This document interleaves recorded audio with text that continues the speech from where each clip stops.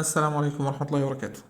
هوجين بوكسر أبو المجد، الموتوسيكل ده اللي عامل قلبان الفترة الأخيرة كده، وناس كتير جدا نفسها تعرف إيه مواصفاته وإمكانياته، هل حلو ولا وحش، نشتريه ولا لأ. تعالى النهاردة هعرفك كل حاجة عنه بالتفصيل. يلا مع بعض، وعشان ما أطولش عليك يلا نبدأ. صلى على النبي عليه الصلاة والسلام. شوف يا سيدي، أول حاجة الموتوسيكل ده من فئة البوكسر، موتوسيكل صيني، مش بوكسر هندي. ولكن احنا بنقول بوكسر ليه؟ عشان نفس القعدة والستايل بتاع البوكسر والتي في اس والدايو 26 والفيجور 26 والكلام ده، كل ده بنسميه ايه؟ بوكسر صيني. تمام. طيب ده من شركة هوجين ابو المجد. 150 سي سي، موتور تبريد هواء، بستم واحد، سنجل سلندر، كبس عالي او ضغط عالي. يعني ايه؟ يعني بنزين 92 ده افضل بنزين ليه. 80 هيمشي، بس هيعمل معاك ترسبات كربونيه مع الوقت، واحنا في غنى عن الكلام ده كله. تمام. يعني ال 92 مش حامي عليه؟ لا مش حامي عليه، ما تخافش. كاتينا مش سياخ. يعني ايه؟ نعومه في الصوت وكفاءه حلوه. اتنين صباب، حدافتين، حدافة أساسية وحدافة اتزان. يعني ذبذبة واهتزازات أقل على السرعات العالية. تمام. 5 غيار، لتر زيت 2050، كربراتير وفتحة شكمان واحدة. نفس الستايل بتاعي بتاع البوكسر بالظبط. الموتور تبريد هواء. كده تقريبا كل شيء عن الموتور. تعالى بقى نرجع شوية ورا زي آلة الجر. آلة الجر 15/42، تمشي 45 وتمشي 38 حسب تعديل السرعة بتاعتك. تمام. اللي انت عايزها.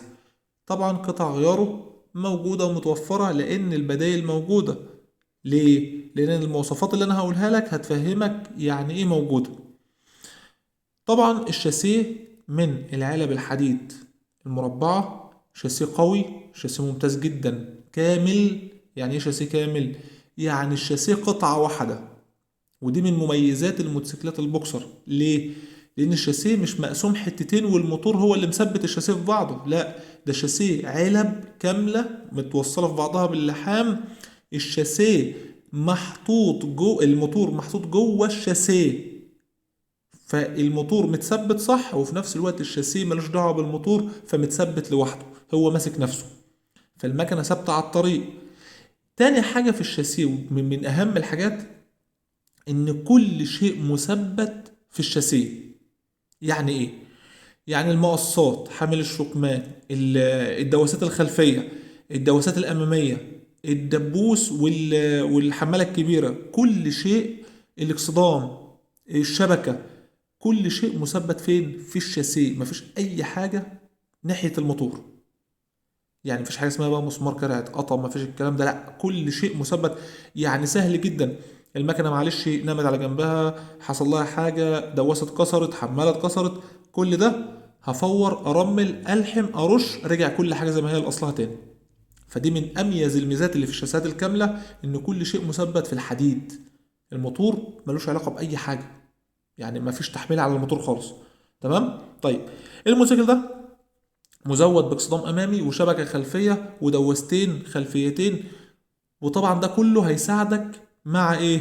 مع وجود الشلته الطويله. يعني ايه؟ يعني هيبقى مريح في الركوب، مريح في القعده اللي راكب ورا، طويل، هيشيل معاك 2 و3 و4. قال لا، 2 و3 و4 هو يشيل كام كيلو؟ 150 كيلو.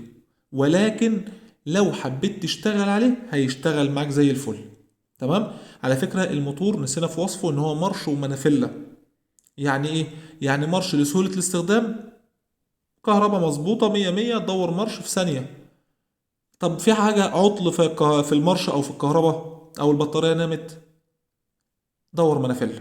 يبقى الاتنين موجودين. طيب تمام، عرفنا بقى الشاسيه نضيف والموتور نضيف وكل حاجة تمام. نعمل ايه؟ اطلع بقى فوق شوية. معاك تانك 14 لتر، معاك عوامة بنزين، ومعاك حنفية بنزين. يعني ايه؟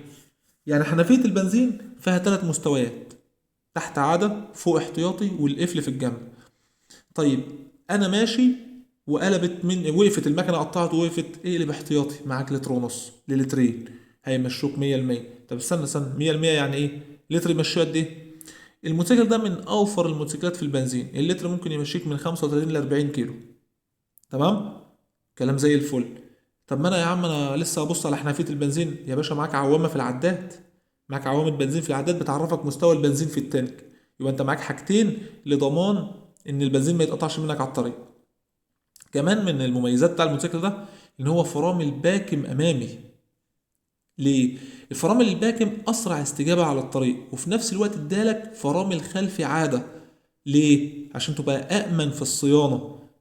تمام؟ ليه؟ لأن عندي الباكم الخلفي مش أي حد بيظبطه، عشان الماستر وعشان المكبس والكلام ده، فمش أي حد بيظبطه، فالفرامل العادة خلفي وباكم أمامي. كمان مديلك حاجة جميلة جدا، العداد مانيوال، كل شيء موضح فيه، السرعة بتاعتك والعوامة، الإشارات، الفلاشرات، الكلام ده. الكهرباء نظام سلس وبسيط جدا، سيمبل أي حد يشتغل فيه. تمام، وكمان منزلك فيه انتظار جاهز بدون تعديل. تمام تمام. مديلي 2 مساعد أمامي و2 مساعد خلفي، طري وناعم وزي الفل، يعني خد مطبات براحتك وتحمل عليه براحتك وزي الفل. تمام تمام. ايه تاني؟ لا خد بقى معاك الحاجة اللي زي الفل ديت، الموتوسيكل ده خفيف على الطريق في السرعة، يعني جميل في المناورات، وفي نفس الوقت سرعته من 85 ل 90 كيلو. يعني ده السرعة الطبيعية، يعني ما يجيبش أكتر من كده، ده كده لا يجيب، بس احنا بنتكلم الحاجة اللي تضمن لك عمر أطول وكفاءة أعلى للموتوسيكل كامل. لكن يجيب 100 ويعدي. تمام تمام يا سيدي. في ايه تاني مميزات ولا خلاص على كده؟ لا، في الموتوسيكل ده ثابت على الطريق، خفيف في المناورات، استهلاك بنزين زي الفل، سرعة حلوة، وزنه كويس، الوزن القائم عليه 100%. أبعاده جميلة، يعني 1 متر و20 سنتي طول، 75 سنتي عرض، 85 سنتي ارتفاع، فمحتاج واحد طويل هيمشي معاه 100%. تمام. المقعد 110 سنتي، شيل واحد واثنين وثلاثة زي ما انا قلت لك 100%. فالموتوسيكل بتاع شغل، بتاع بهدلة، بتاع كل حاجة. تمام كده؟ تمام يا ريس. سعره النهاردة في السوق كام؟ الراجل الطيب ده بيقول أنا شاريه ب45,000 جنيه.